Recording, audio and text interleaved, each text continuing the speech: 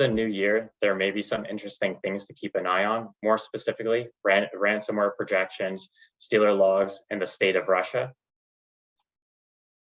Ransomware has obviously become as being lucrative for threat actors and will continue to occur until it isn't seen as profitable.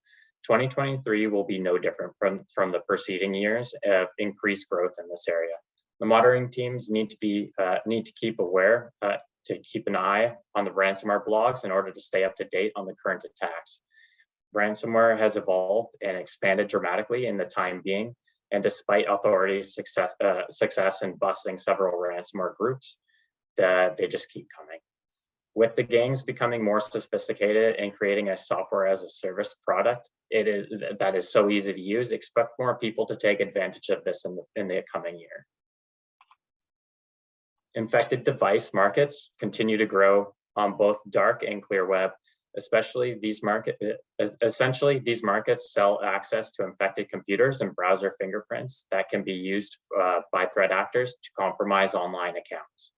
Even unsophisticated threat actors can purchase browser fingerprints for as little as $10, so essentially lunch money, and gain access to hundreds of unique logins stored in the browser, and has the potential to bypass corporate two-factor authentication controls.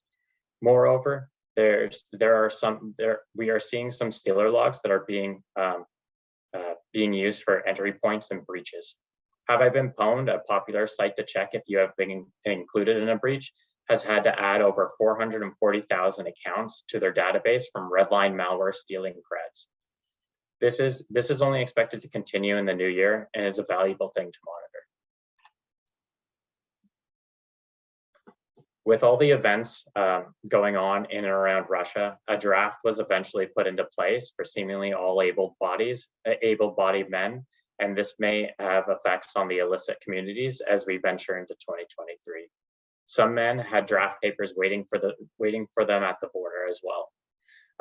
So what will this do? This will do three things. So this will more than likely affect the volume of actors frequenting Russian-based forums and communities and contributing towards them.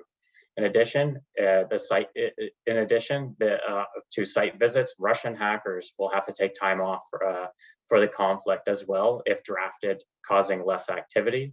And then lastly, if threat actor were to flee the country, they could potentially risk being arrested, as they are not stationed in Russia anymore, and are subject to be captured by authorities. So as we creep closer into the new year, there may be some uncertainty about how active these Russian markets and forums will be. I will be curious to see how these metrics play out when they come out next year.